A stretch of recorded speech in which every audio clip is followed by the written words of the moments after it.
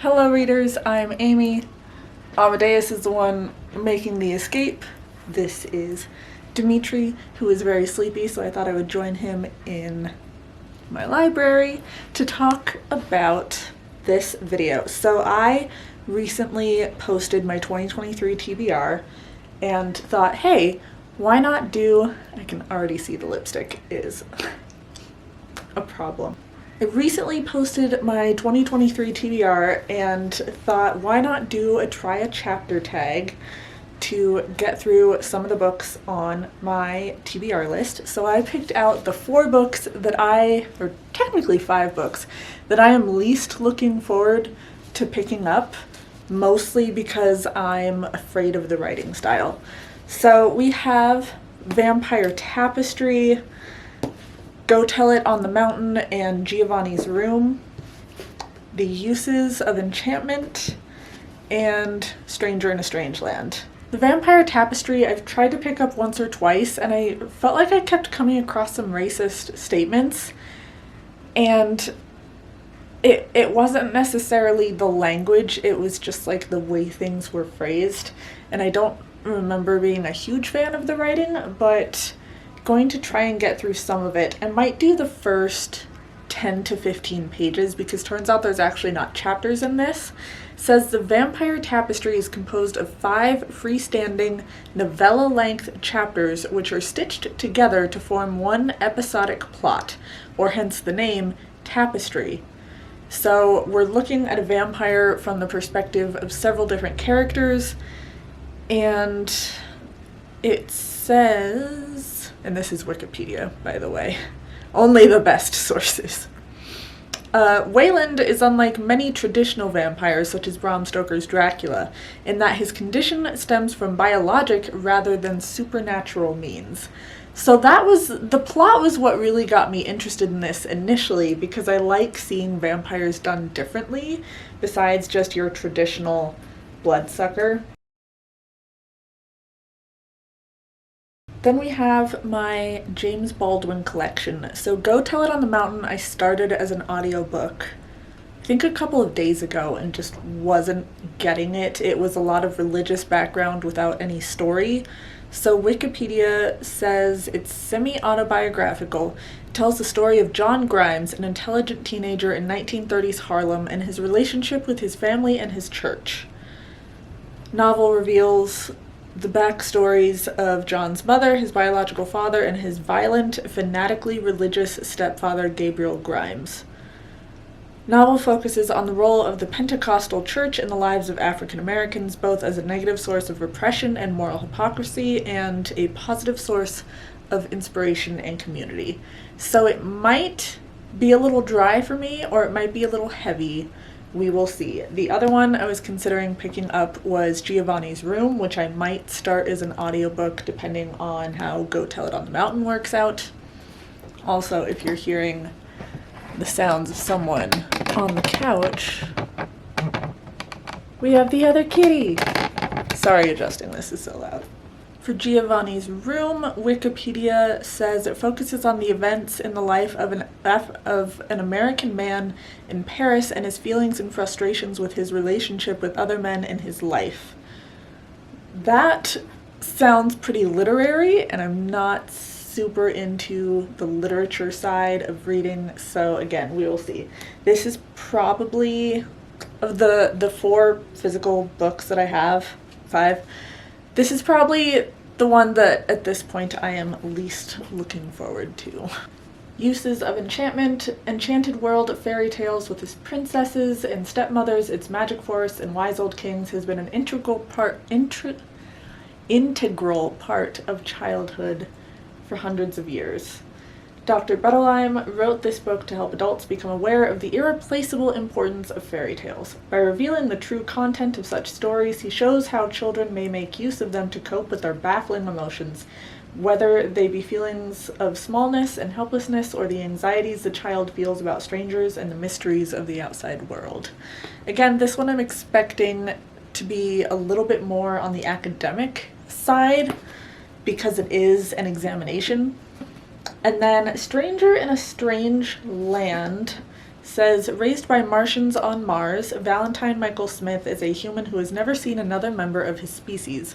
Sent to Earth, he is a stranger who must learn what it is to be a man. But his own beliefs and his powers far exceed the limits of humankind, and as he teaches grokking and water sharing, he also inspires a transformation that will alter Earth's inhabitants forever. I think this is a plot that you could do a lot with, as far as social norms and feminism and a general understanding of how the world operates. This book being as old as it is, and with things I've heard about Robert Heinlein, I don't know that he's going to go with that route, but this is probably the book that I'm most interested in reading because it is a sci-fi, and this one and the vampire book I feel like are going to be less difficult to get through than the other ones. But we'll see.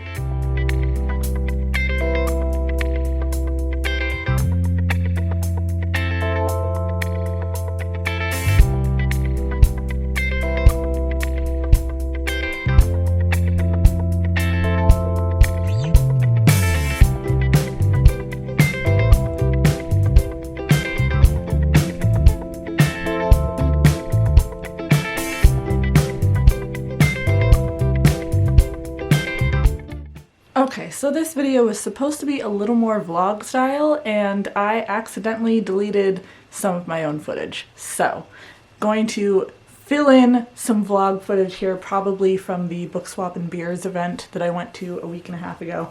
But I'm here to tell you about the initial bits of these books that I read. I didn't do a whole chapter in any of these. Some of these just had like really long parts, or it was more like a novella type situation.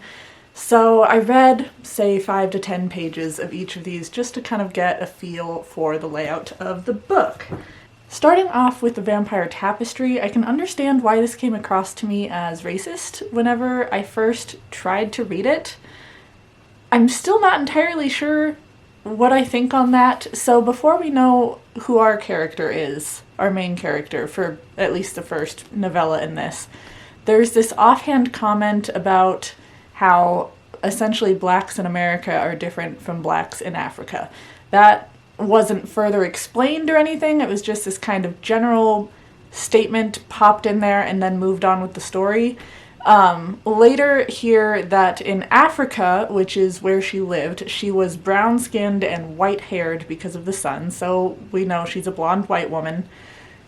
And commenting on, like, how the hairstyles are so different in America from what they were in Africa, and I don't know that any of these are problematic things to say, but none of them were important to the story or anything to do with the story.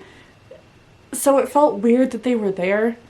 Besides that, with the writing in general, I'm like, it's fine. I love the idea of the plot, but the writing wasn't really doing anything for me. It wasn't bad, it just wasn't exciting.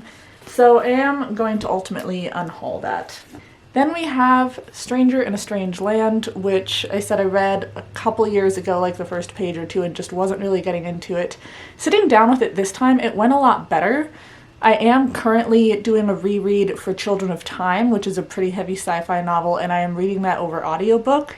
Being familiar with the layout of the story already, since I've read it once before, I'm fine with how I'm reading it, and I think that going through that material has better prepared me to go through this material, so this would be a good one to read after I'm done catching up with the Children of Time series, because the third book just came out. So when I'm done catching up with that, I think I need to read this, because when it comes to heavy sci-fi, I do need a little bit of a warm-up read. So this book is staying. Then James Baldwin kind of threw me for a loop here. I read Native Son, I think back in December, and it was good. It was fine. There were some glaring problems with it, but it also had a lot of really important things to say that pertain not only to the time that the book was written, but pertain to today as well. That said, I didn't keep it on my shelves. I don't ever see myself rereading Native Son, and this felt like the same thing. I did better with this as a physical book than as an audio. I understood that, oh, there actually is a story to be told. It's not just doing this preachy, like, information dump on you. but I just felt like as much as I was kind of enjoying what I was reading, it wasn't something that I ever thought that I would reread. I can see Go Tell It on the Mountain being a solid 3-star for me. I'm not sure on Giovanni's Room. That was kind of But and a solid 3-star isn't a bad thing. It just, there's so many other books on my shelf that I want to read more, that I'm more excited about. I can see myself maybe picking up Go Tell It on the Mountain in a couple of years, maybe. But this isn't the time or place for this book for me right now. I don't know. I'm not that excited. Again, if it turned out to be a solid 3-star, which I think it would, that's not a bad thing. It's just going in knowing that, I feel like I would rather spend my time on something else, you know? So that's going to be an unhaul. And then I have The Uses of Enchantment. This wasn't as dry as I thought it would be. It was very informational. Clearly this person knows what he's talking about. But it was kind of fun to read through. It's not the easiest nonfiction I've ever read, but it's not the heavy academia that I thought it would be. And also each section and chapter talks about either fairy tale tropes or specific fairy tale stories, so I can see myself reading some of those original stories while reading this. Maybe turn it into a vlog at some point this year. We'll see. But yeah, so I am going to be keeping these two and unhauling these two. Please like, subscribe, be my friend on social media, and I will catch all of you in my next video. Bye, friends.